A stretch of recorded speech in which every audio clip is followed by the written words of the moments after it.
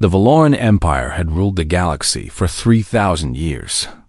They were tall creatures, nearly 8 feet high, with gray skin and 4 eyes that glowed yellow in the dark.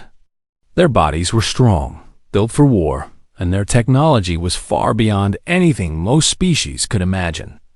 They had conquered hundreds of worlds and enslaved dozens of races. But conquering was not their greatest pleasure. Hunting was. On a world called Krath 7, the Valarans had built the ultimate hunting ground. It was a massive jungle planet, filled with dangerous plants and deadly animals. Here, the noble families of the Empire came to hunt the most dangerous game of all intelligent beings from across the galaxy. They would capture members of weaker species, drop them into the jungle, and hunt them for sport. Thousands of Valorans would watch the broadcasts, betting on how long the prey would survive. No one ever survived more than 3 days. Lord Draven was the greatest hunter in the Empire. He had killed prey from 40 different species.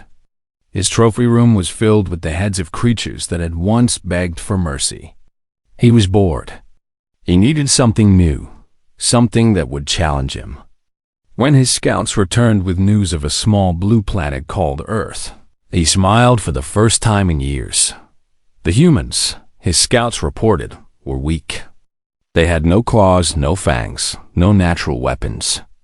Their skin was soft and easy to cut. They could not run fast or see in the dark. They had primitive technology. They had not even left their own star system yet. They were perfect prey. On a cold autumn night, 3 Valoran ships descended on a small mountain village in Korea. The villagers were sleeping when the gray creatures came. There was no warning, no chance to fight back. The Valorans moved through the houses like ghosts, stunning the humans with their weapons and dragging them to the ships. In less than an hour, 15 humans were taken. The ships rose into the night sky and vanished among the stars. When the humans woke up, they were in a metal room with no windows. Some of them screamed. Some of them cried. Some of them sat in silence, too shocked to speak. Among them was a man named Taiho. He was 32 years old, with short black hair and calm eyes. Once, he had been a sergeant in the Korean Army Special Forces. Now he was just a farmer, living a quiet life in the mountains. But as he looked around the room, he felt something he had not felt in years. The cold focus of a soldier preparing for battle. Next to him sat Yuna, a young woman with her hair tied back in a practical ponytail. She taught survival skills to tourists and knew every plant and animal in the Korean mountains. There was also Die, an older woman with gray streaks in her hair. She had been a trauma surgeon in Seoul before retiring to the village. Her hands were steady and her mind was sharp. A young man named Do-yoon sat in the corner, his face pale with fear. He was only 19, a university student home for the summer. He had never been in a fight in his life. And there was Sunwoo, a weathered man of 38 who had spent his whole life hunting deer and boar in the mountains. He said nothing, but his eyes were already studying the walls, looking for weaknesses. The door opened, and a Valoran stepped inside. It was Lord Draven himself. He looked at the humans the way a cat looks at mice. He spoke in their language. The Valorans had translation devices that let them speak any tongue. "Welcome, little creatures," he said.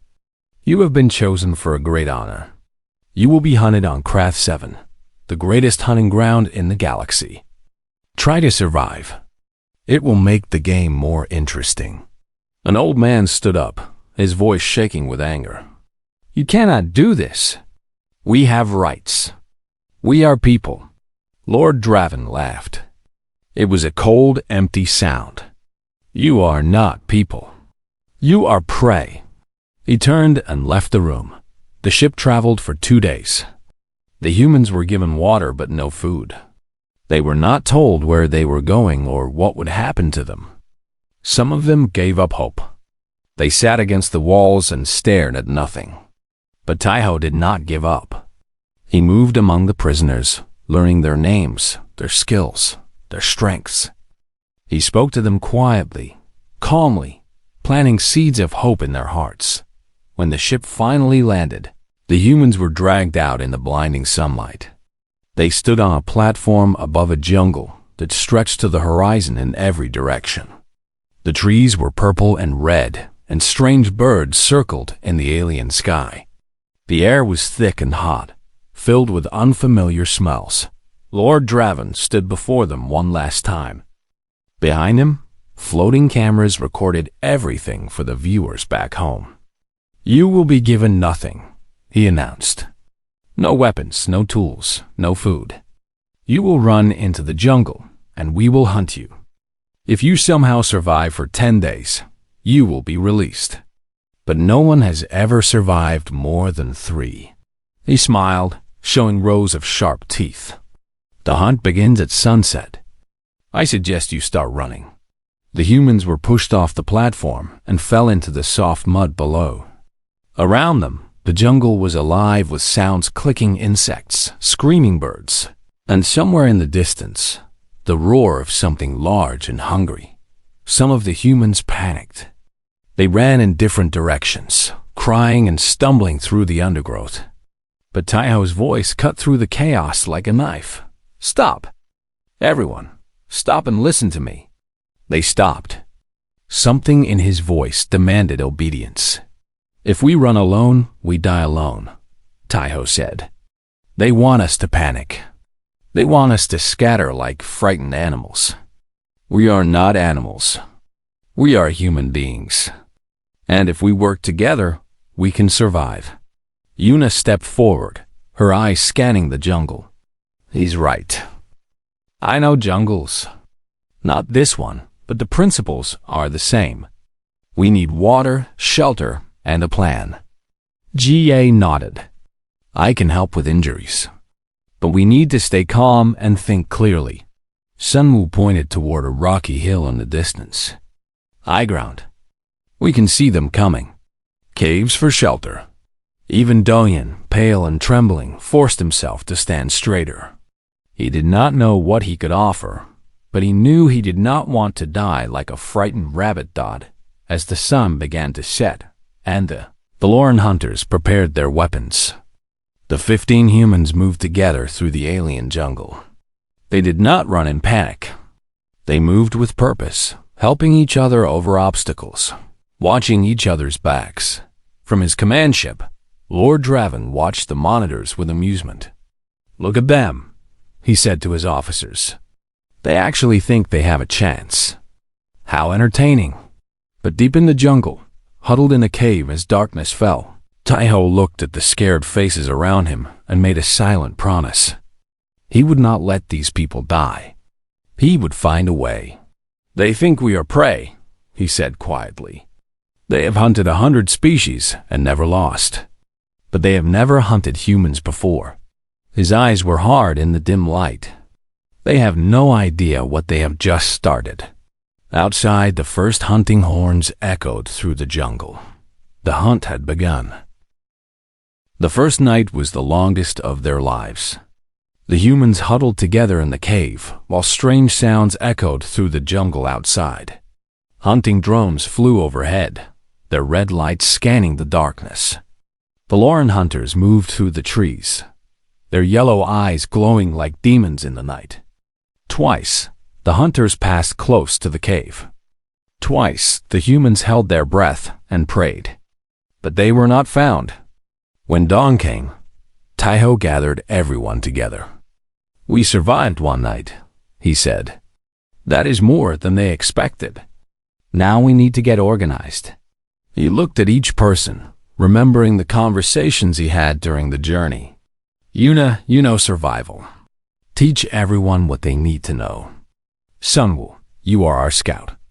Learn this jungle, map it in your mind, find safe paths and dangerous areas. GA, you are our doctor. Find plants that can heal. Test them carefully. Keep us healthy." He turned to the others: farmers, shopkeepers, ordinary people who had never imagined they would fight for their lives on an alien world. "Everyone else, You will learn. You will help. You will do whatever it takes to survive." An old woman raised her hand. "What about you? What will you do?" Taiho's eyes were cold. "I will study them. I will learn how they hunt, how they think, how they fight. And when I understand them, I will find their weaknesses." The days that followed were brutal. The jungle was not kind to humans. The plants were strange, some beautiful and some deadly. The water had to be boiled before drinking. The insects bit and stung, leaving painful welts on exposed skin. 2 of the humans fell sick from eating the wrong berries, and only Jihee's quick thinking saved their lives. But slowly, painfully, they adapted. Yuna proved to be invaluable. She taught them how to build shelters from the giant leaves of the purple trees. She showed them how to find water by following animal trails. She discovered which fruits were safe to eat and which would kill them. Under her guidance, the humans began to understand this alien world. Sunwoo disappeared into the jungle for hours at a time, always returning with new information. He mapped the hunting routes of the Valoran patrols. He found hidden valleys where the drones could not see. He located a swamp to the south where the ground was soft and treacherous. He said little, but what he said was always important. The young student Doyen surprised everyone, including himself. He discovered that he could perfectly mimic the sounds of the jungle, the clicking of insects, the cries of alien birds, even the distant roars of predators. At first, it seemed like a useless trick, but Taiho saw its potential immediately. "You can create diversions," Taiho told him. "Make them think we are somewhere we are not. Draw their attention away from our true location." Do-hyun nodded nervously. "I will try." On the 4th day, the Valorans found them. It was Sunwoo who saw them first 3 hunters moving through the trees. Following the trail the humans had accidentally left. He ran back to warn the others, and they fled deeper into the jungle. But the hunters were fast, and they were getting closer. Taiho made a decision. "Sunwoo, lead 2 of them into the swamp. Yuna, take everyone else to the backup cave. I will handle the 3rd one." Sunwoo grinned, the first smile anyone had seen from him. "The swamp? I like this plan." What followed was a disaster for the Valorans. Sunwoo moved through the jungle like a ghost, leaving just enough trail to follow. He led 2 hunters into the heart of the swamp, where the ground looked solid but was actually deep mud covered by a thin layer of plants. The first hunter stepped onto the false ground and sank immediately. He thrashed and struggled, but the mud pulled him down. His partner tried to help but lost his balance and fell into the water. Sunwoo watched from the branches above as one hunter drowned and the other fled in terror, covered in mud and shame. Meanwhile, Taiho waited for the 3rd hunter. He had no weapons, only a sharp rock in his training. When the hunter passed beneath his tree, Taiho dropped onto his back. The fight was short and vicious. The Valoran was stronger, but Taiho was fighting for his life and the lives of everyone depending on him. He drove the sharp rock into the gap in the hunter's neck armor, and the alien fell. Taiho stood over the body, breathing hard. He took the hunter's knife and communication device. Then he disappeared into the jungle. That night, Lord Draven was not amused anymore. He was annoyed. 3 hunters sent, 1 dead, 1 drowned, 1 humiliated. It was unacceptable. "They are just humans," one of his officers said. "Weak, primitive creatures. Then why are they still alive?" Draven demanded. "Why are my hunters returning in shame?" He stared at the monitors, watching the replay of his hunters' failures. These humans were not behaving like prey. They were not running blindly or hiding in fear. They were thinking, planning, fighting back. "Send in Korath," Draven ordered. His officers looked at each other in surprise. Korath was the finest tracker in the Valoran Empire. He had hunted prey on 100 worlds and never lost a single target. Sending him after simple humans seemed like using a warship to swat a fly. "My lord, is that necessary?" "They are just—" "Do it?" Draven snapped. "I want these creatures dead. All of them. And I want it done before the end of the week." In the jungle, the humans did not know that Korath was coming, but they knew that the game had changed. They had killed a Valoran hunter. They had proven they could fight back. Around a small fire, hidden deep in a valley where the drones could not see, the survivors talked quietly. They had lost 2 of their number, an old man who died from a snake bite on the 2nd day, and a woman who fell from a cliff while running from a patrol. 13 remained. "They will send more hunters now," Yuna said. "Better hunters." "Let them come," Sunwoo replied, cleaning his new knife taken from the drowned Valoran. "I have more swamps to show them." Jie shook her head. "We cannot just react. We need to think ahead. What do we actually know about them?" Taiho pulled out the communication device he had taken. "I have been listening to their transmissions. Their language is strange, but I am starting to understand some words. They rely on technology, drone sensors, heat tracking. They are strong and fast, but they do not expect prey to fight back. They are arrogant. Arrogance is a weakness," Jie said quietly. "Yes," Taiho agreed. "And we will use it." Dohin, who had been silent all evening, finally spoke. "They think we are animals, but we are not. We are people. We have something they do not understand." "What is that?" someone asked. "We learn," Doyin said. "We adapt. And we never stop trying to survive." Outside, the jungle was dark and dangerous. Somewhere out there, Korath was already hunting, following their trail with the patience of a true predator. He had never failed. He did not intend to start now. But in the valley, around the small fire, 13 humans were also preparing. They were no longer just survivors. They were becoming something else, something the Valorans had never faced before. They were becoming hunters. And deep in the mud near their camp, Dohyun carefully scratched a message in the crude Valoran script he had copied from the dead hunter's armor. When Korath found it the next morning, the words made him pause for the first time in his long career. The message was simple: "We are not running anymore." The hunt entered its 2nd week. In the entire history of Craft 7, no prey had ever survived this long. The broadcast ratings had never been higher. Millions of Valorans across the Empire watched every day, but the excitement had changed. There was something new in the air, something that felt like unease. Korath moved through the jungle with the patience of a predator who had never known failure. He was different from the other hunters. He did not rely only on technology. He used his senses, his experience, his instincts. He found the message the humans had left for him, and instead of anger, he felt something close to respect. These creatures had spirit. It would make killing them more satisfying, but the humans were not waiting to be killed.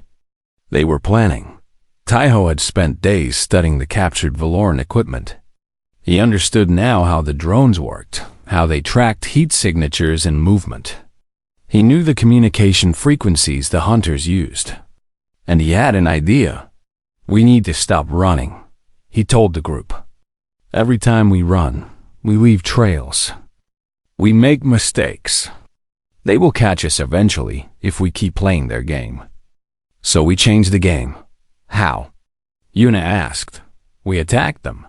Silence fell over the group. Attack the Valorans? The creatures who had conquered half the galaxy. It seemed insane, but Taiho continued, his voice calm and steady. "Not a direct fight. We are not strong enough for that. But we can hurt them. We can make them afraid. We can make them understand that hunting humans has a cost." They spent 2 days preparing the trap. Sunwoo found the perfect location, a narrow valley where the jungle was thick and the ground was uneven. Yuna collected vines strong enough to hold a grown man. Jiri mixed a paste from poisonous plants that would burn skin on contact. And Taiho carefully took apart the captured drone's battery, creating something he had not made since his military days, an improvised explosive. When the Valoran patrol entered the valley, they walked into a nightmare. The first explosion killed one hunter instantly. The second was caught in a vine trap that lifted him into the air, where Yuna was waiting with a stolen knife. The third tried to run, but stepped into a pit filled with sharpened sticks. Only one escaped, screaming into his communicator about demons in the jungle. 3 more Valorans dead. The humans had no casualties. That night, Lord Draven watched the footage in disbelief. His hands trembled with rage. "Impossible," he whispered. "They are prey. They are nothing but prey." But the numbers did not lie. In 2 weeks, the humans had killed more Valoran hunters than any prey species in history. The betting pools had collapsed. No one knew what odds to offer anymore. In the jungle, the humans found an unexpected ally. Her name was Myra, and she was not a hunter. She was a servant, one of the countless slaves the Valorans kept to maintain their ships and camps. During the chaos of the valley ambush, she had been abandoned by her fleeing master, left behind with a broken leg. Yuna found her hiding in the undergrowth, terrified and alone. She was small for a Valoran, barely 6 feet tall, with pale gray skin and eyes that showed more fear than cruelty. "Please," Myra begged in broken human language. Not kill me." Taiho wanted to leave her. She was the enemy. But Jie stepped forward, her surgeon's instincts overriding her fear. "She is injured," Jie said. "And she is not a hunter. Look at her hands, no calluses, no scars. She has never held a weapon." Against his better judgment, Taiho agreed to help her. Jie sent her broken leg while Myra watched with wide, confused eyes. No one had ever shown her kindness before. Over the following days, Myra became their greatest source of information. She told them everything she knew about Valoran physiology, their technology, their weaknesses. Their eyes could not adjust quickly to sudden changes in light. A bright flash would blind them for several seconds. Their hearing was poor, especially in certain frequencies. They relied so heavily on their technology that they had forgotten how to function without it. "They are afraid," Myra whispered one night. "I hear them talking. They have never seen prey like you. They do not understand why you fight." "Because we are human," Yuna said simply. "Fighting is what we do." Korath was getting closer. Unlike the other hunters, he did not underestimate the humans. He studied their traps, learned their patterns, respected their intelligence. He was the only Valoran who understood the truth. These were not stupid animals. These were thinking creatures, dangerous creatures, and they needed to be destroyed before they inspired others. He found Sunwoo alone near a river, checking traps for small animals. The old hunters sensed him a moment too late. Their fight was brutal and silent. Korath was bigger, stronger, and armed with advanced technology. Sunwoo had only his knife and his courage. They fought through the shallow water, trading blows that would have killed lesser beings. Sunwoo was wounded in the first minute, a deep cut across his chest. But he did not stop. He could not stop. In the end, Korath won. His blade found Sunwoo's heart, and the old hunter fell into the river. But before he died, Sunwoo did something unexpected. He reached up and tore out Korath's left eye. "There are more of us than you know," Sunwoo whispered, blood bubbling on his lips. "And we do not forgive." Then he was gone, carried away by the river's current. Korath stood in the bloody water, one hand pressed against his ruined eye socket, and felt something he had never experienced before in his long career. That night, the humans found Sunwoo's body washed up on a riverbank downstream. They carried him to a quiet clearing and buried him under a tree with purple leaves. No one spoke. There were no words big enough for what they felt. Tai-Ho stood over the grave for a long time after the others had left. Sun-Woo had been a quiet man, not one for speeches or grand gestures. But he had been brave. He had been strong. And he had died fighting, not running.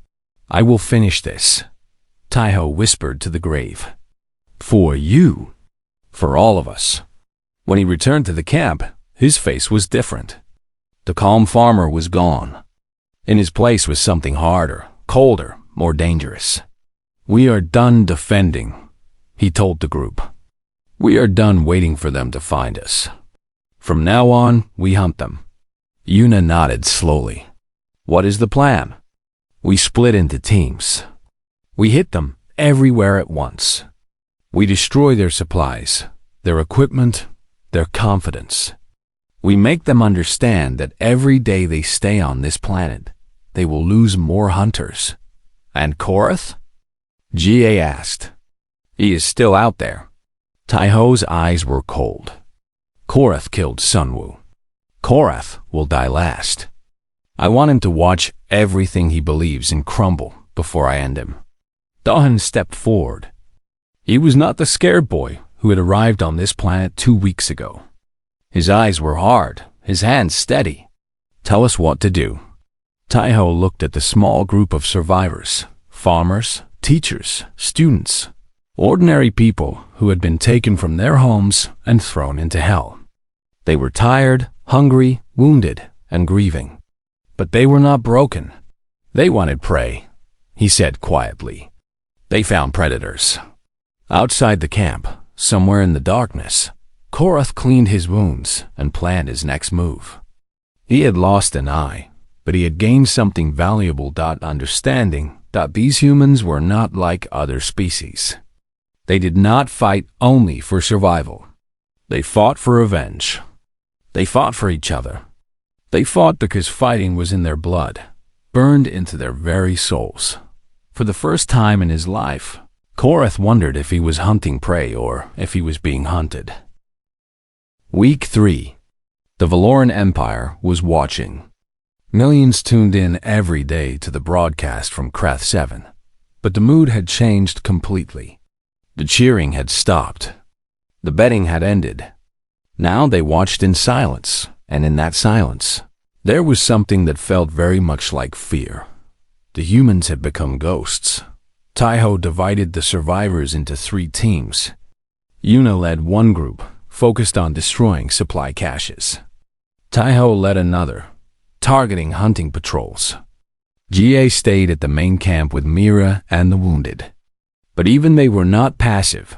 They prepared medicines, built more traps, and monitored Valoran communications using the stolen equipment.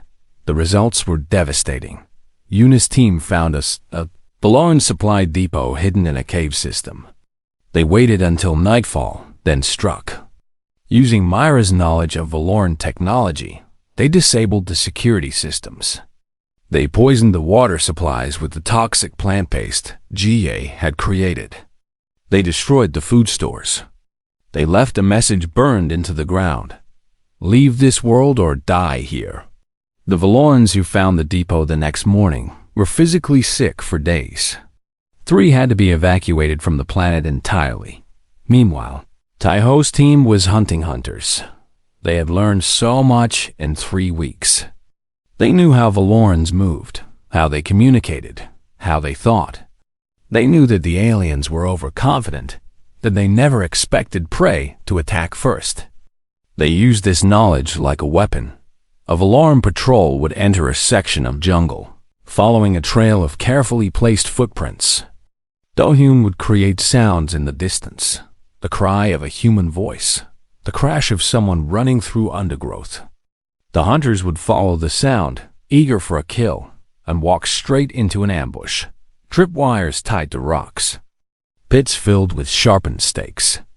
Snares that lifted hunters into the air where they became easy targets. And always, the humans were gone before reinforcements could arrive. Melting into the jungle like shadows die in 1 week, they killed 11 more Valoran hunters. Their own losses. Lord Draven was beyond rage. He had stopped appearing in public. He spent his days in the command ship that hovered above the jungle, watching the monitors, watching his hunters die one by one. "This is impossible," he said, again and again. "They are just humans. They are nothing." But the evidence was undeniable. His best hunters were being killed by creatures that had not even achieved space travel. The greatest shame was that the whole empire was watching.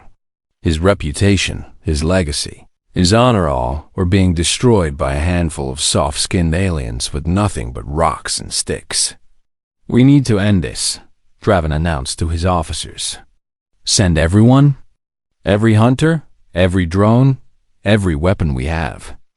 I want those humans dead." His officers hesitated.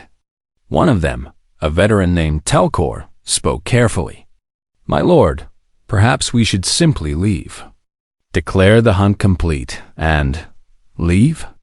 Draven's voice was ice. "And let the galaxy see us defeated by prey?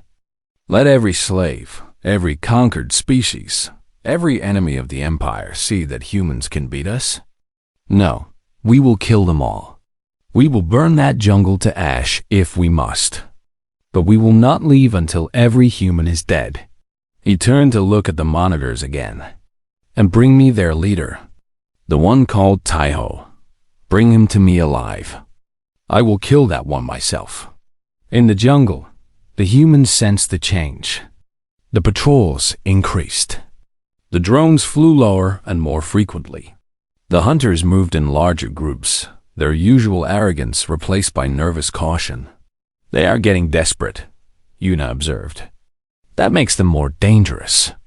"It also makes them stupid," Taiho replied. "Desperate enemies make mistakes." Mira confirmed their suspicions. She had access to Valoran communication channels and listened constantly for useful information. "Lord Draven is sending everything," she reported. "He wants to finish this quickly. He is afraid." "Afraid of us?" Do-hyun asked in surprise. "Afraid of what you represent," Myra said quietly. "You are not just prey anymore. You are a symbol. Other species across the Empire are watching this broadcast. Slaves, servants, conquered peoples, they see you fighting back and surviving. They see that the Valorans can be beaten." She paused, her alien eyes meeting Taiho's human ones. "You have given them something dangerous. Something the Empire has spent 3,000 years trying to destroy. What is that?" Ga asked. "Hope?" The humans sat in silence, processing this information. They had never imagined their desperate fight for survival could mean something beyond themselves.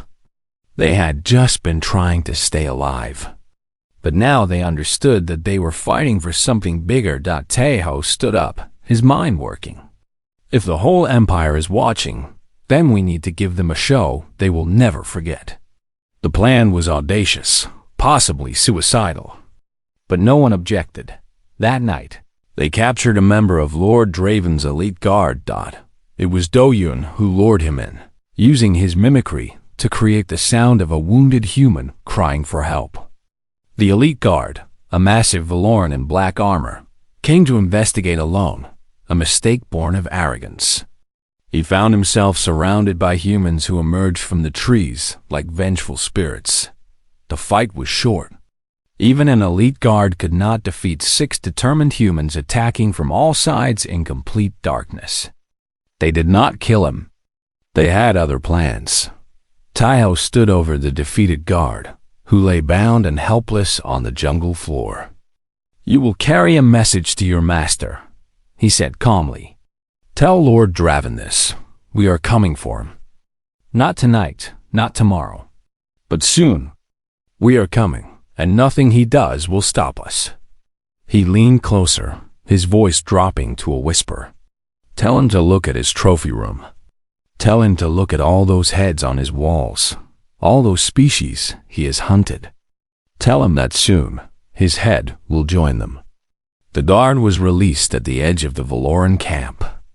He stumbled back to his masters, telling everyone about the demons in the jungle, the creatures who could not be killed, the prey who had become predators. Lord Draven listened to the report in silence. When the guard finished, Draven stood and walked to the window of his command ship. He looked down at the dark jungle below, a sea of shadows hiding enemies he could not see.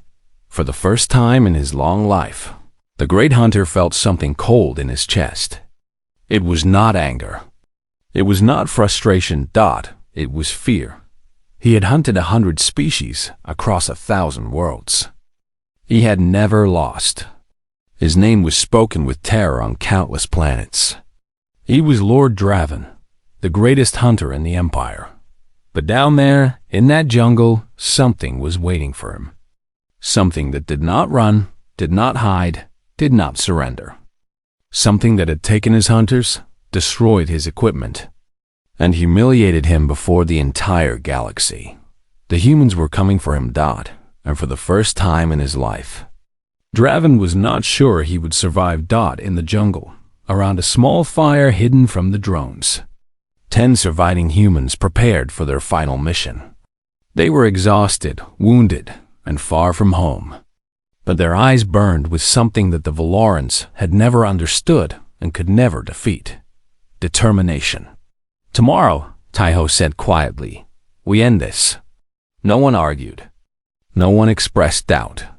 They had come too far, lost too much, fought too hard to stop now. Tomorrow, the prey would face the hunter, and only one would walk away. The final hunt. But the Valorans were no longer the ones hunting. Lord Draven had made a decision that would seal his fate. Tired of watching from above, humiliated by weeks of failure, he ordered his command ship to land in the jungle. He would lead the final push personally, with his elite guard at his side. He would find these humans and kill them with his own hands. Then, standing over their bodies, he would restore his honor before the watching empire. It was exactly what Taiho had been waiting for. The humans had spent the night preparing. They had studied the command ship for days, learning its layout from Myra's descriptions. They knew where the weapons were stored, where the guards were stationed, where Draven himself would be. They had one chance to strike, and they would not waste it. At dawn, the attack began. Da-Hyun created a distraction on the eastern side of the Valoran camp. His voice rang through the jungle, screams, shouts, the sounds of dozens of humans crashing through the undergrowth. The Valoran guards rushed toward the noise, weapons ready, eager to finally end this nightmare. They found nothing but empty trees and echoing silence. Meanwhile, Taiho led the main assault on the command ship itself. They came from underground, using tunnels they had dug over 3 nights of silent, back-breaking labor. They emerged inside the ship's cargo bay, behind the defensive lines, where no one expected attack. The first guards died before they even understood what was happening. Humans burst from the floor like demons rising from hell, striking with knives, rocks, and stolen Valoran weapons. The cargo bay became a slaughterhouse. Yuna led a team toward the engine room. Her mission was simple: disable the ship so it could not escape. She moved through the corridors like a ghost, avoiding patrols, striking from shadows. The Valoran engineers never saw her coming. In 5 minutes, the ship's engines were destroyed. GA had a different mission. The cargo bay held more than just supplies, it held prisoners.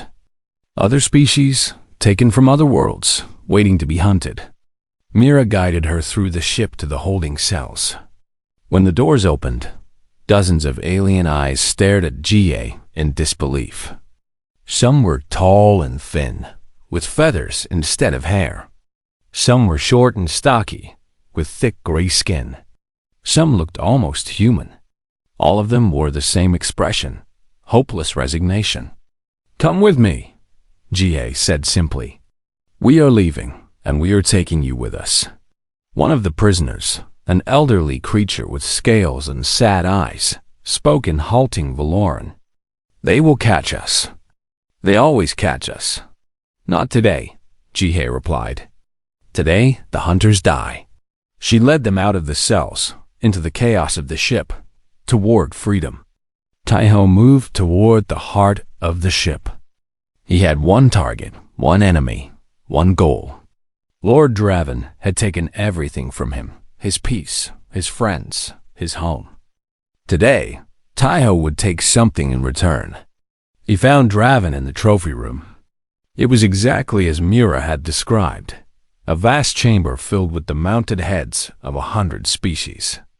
Each trophy was a reminder of Draven's cruelty, a monument to suffering. The walls were covered with death.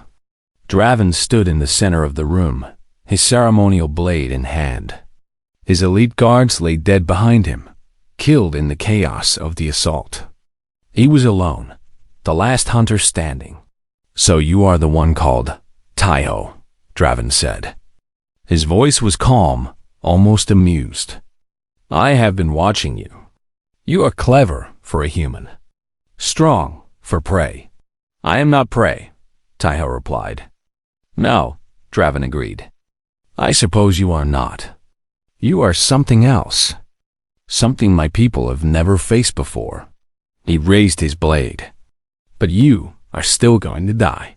They fought. Draven was everything Taiho was not: taller, stronger, faster, better armed.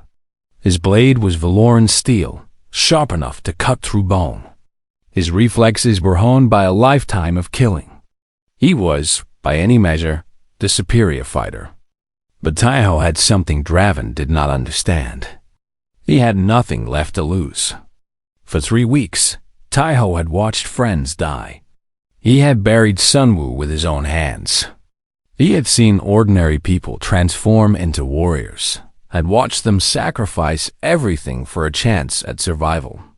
He carried their memory like armor, their loss like fuel. Draven's blade cut his arm, his shoulder, his side. Blood soaked his clothes. Pain screamed through his body. But he did not stop. He could not stop. Too many people had died to get him here. Too much had been sacrificed. Draven began to tire. He was not used to enemies who refused to fall. His confident smile faded, replaced by confusion, then concern, then fear. Why won't you die? He demanded, his voice cracking. Taiho smiled, bloody and broken but undefeated. Because I am human. And we do not give up, ever. He moved inside Draven's guard, ignoring the blade that sliced his ribs and grabbed the alien's throat. They fell together, crashing into a display of trophies. Draven's blade spun away across the floor. Taiho's hands found the ceremonial blade, the same weapon Draven had used to kill countless victims. He drove it into the great hunter's chest. Lord Draven, master of Krath 7, terror of 100 worlds, died staring into human eyes. When it was over, Taiho lay on the floor surrounded by fallen trophies. He was bleeding from a dozen wounds, barely able to move. But he was alive. Yuna found him there, minutes later. She helped him to his feet, wrapping his wounds with torn cloth from Draven's own banner. Is it done? She asked. It is done. They made their way to the ship's bridge, where Do-Yoon had already taken control of the communication systems. He had been busy. The broadcast was still running, still transmitting to millions of viewers across the Empire. Taiho stood before the camera. He was covered in blood, his own and his enemies'. Behind him, through the bridge windows, the jungle of Krath 7 stretched to the horizon. At his side stood the survivors, Yuna, Yue, Do-Yoon, and 6 others. 10 humans who had faced the greatest hunters in the galaxy and won. We are humanity, Taiho said, his voice carrying across 1,000 worlds. We did not ask for this war. We did not want to be here. But you took us from our homes. You hunted us for sport. You thought we were weak. He paused, letting his words sink in. You were wrong. Do-Yoon stepped forward, his voice strong and clear. To every slave in the empire, to every conquered people, to everyone who has been told they cannot win, look at us. We had nothing but our hands and our will, and we are still standing. If you come for us again, Taiho continued, we will be ready. If you attack our world, we will not hide. We will not surrender. We will fight, and we will win. The broadcast ended. Months later, on Earth, the ripples of that transmission were still spreading. The crashed Valon scout ship had been found. Its technology was being studied by the United Nations of Earth for the first time in history. Humanity had come together against a common threat. Old enemies became allies. Ancient conflicts were set aside. The world was preparing for what everyone knew was coming. In the Korean mountain village where it all began, a memorial stood. 15 names were carved into stone 5 who had died on Krath 7 and would never come home. The survivors visited often, bringing flowers and prayers. Taiho spent his days training new soldiers, teaching them everything he had learned about fighting aliens. Yuna wrote survival guides that were translated into every language on Earth. Jie treated the psychological wounds of the survivors, while also becoming an expert in alien biology. Dohyun, once a frightened student, was now a symbol of human resilience, traveling the world to share their story. And in orbit, where once only satellites had floated, something new appeared. It was not large, barely bigger than the Valorn ships that had attacked the village, but it was made of human hands and human dreams, built with reverse-engineered Valorn technology and powered by human determination. Earth's first warship. Taiho stood at the window of the launch facility, watching the ship rise into the stars. Beside him stood Yuna, Jie, and Dohyu, the survivors, the fighters, the ones who had turned the tables. Do you think they will come back? Dohyun asked quietly. Yes, Taiho replied. Eventually, they have to. We humiliated them. We gave hope to their slaves. They cannot let that stand. Are we ready? Jie asked. Taiho watched the ship disappear into the darkness of space. Somewhere out there, the Valoran Empire was still watching, still planning, still underestimating humanity. We will be, he said simply. The galaxy had wanted to hunt humans. Now humanity was ready to hunt back. The story was far from over. It was just beginning.